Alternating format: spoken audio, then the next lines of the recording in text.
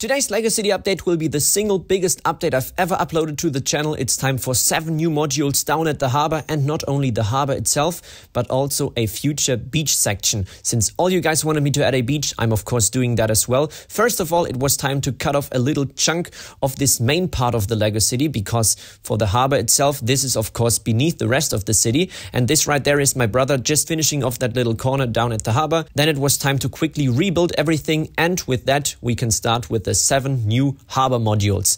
And now this is complete insanity. First of all, I have to use an entire box of plates just for the foundation in combination with all these bricks. And initially I was a bit hesitant to build 7 modules at once, but I thought since this is the most annoying work by far, let's get rid of it at once. And now in just 40 seconds of speed building, you can see me place over 7,000 Lego pieces at once. So you'll probably never see faster time lapses in my videos than today. By the way, the building technique I'm using for the water is I'm using black plates, as you can see right there, as a foundation, and then light blue tiles on top, because then that really gives this deep blue sea feeling. For the harbor itself, it now took me 2 entire days to prepare all these modules, because I wanted to add angles, since that's what makes the harbor then look interesting in the first place.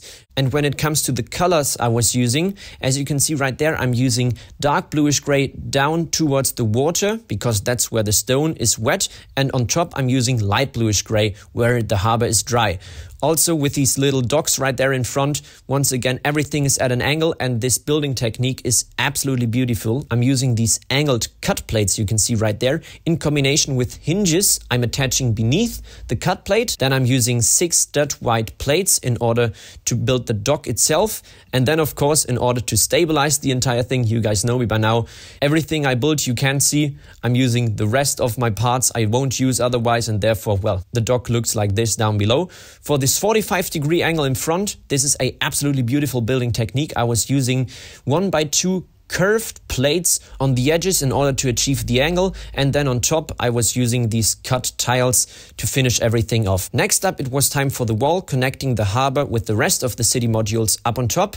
And for the wall, I was now using, once again, light bluish gray, but in combination with dark tan as well as olive green leaves in order to add a bit of vegetation that isn't too lush in this area, because it wouldn't fit the rest of the overall vibe. We'll add details in just a second. First of all, we have to connect these lower modules with the rest of the city, and therefore, of course, I'm using a staircase. I'm not too sure at the moment if I'm going to add a second staircase somewhere in that corner, but for now I think this staircase is more than enough. Once again, a bit of vegetation. Olive green in this case is the best color if you ask me. And then I had prepared this scaffolding along the angle, which I then of course needed to cover up in order to get rid of the rest of the little gaps that were remaining. And this then, at least building technique wise, for now finishes off this area. And as you can see, it's the exact height as the rest of the modules just on top.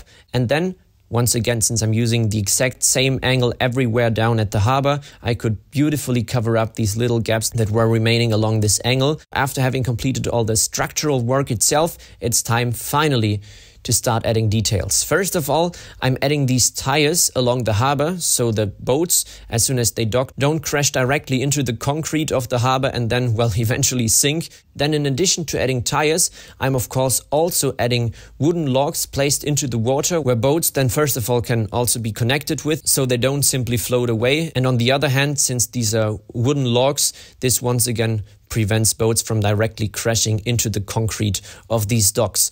Then I was using these Lego chain elements in order to add details. I was thinking that it might also look a little bit like nets that are stored along the harbor, but I'll also talk about this in the next LEGO City update, because I've ordered real Lego nets as well. Now, in order to add details on the dock itself as well, first of all, it's time to add a few benches. A few barrels are always beautiful. Of course, a life buoy in the back right there. Then a little rat, which of course perfectly fits to this garbage can I've added, along with some empty bottles right there. Just little details that make the harbor look a bit more realistic. And then of course minifigures in order to add life, like this fisherman right there who's just caught his 3rd fish of the day. And then just some general minifigures I thought looked good down at the harbor. With that being done, it's now time to take a look on the other side of these modules I've prepared, because right there in this corner, this is the section where I now plan on adding a little beach that is hidden somewhere in between the rocks. And I'll talk about this more in just a second, but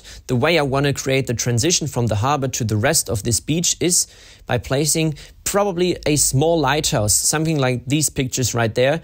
This is probably my favorite one so far, something that isn't too tall, so it doesn't cover up too much of the city behind it, but that just simply rounds off this corner in front. And although I initially didn't plan to show you that, look what just arrived. It's part of my quite large pick-a-brick order actually. But these are the weirdest Lego pieces. You might guess what's in here, but I think since I ordered this specifically for the harbor, let's unbox one of these things. I think it's pretty obvious that whatever is in here is quite special because of the individual packaging.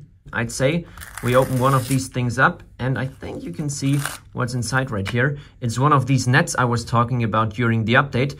First of all, of course, for the harbor, and secondly, I can use that for landscaping. As you can see right here, I can simply fold it up like that and then place one stud in between each square of this net.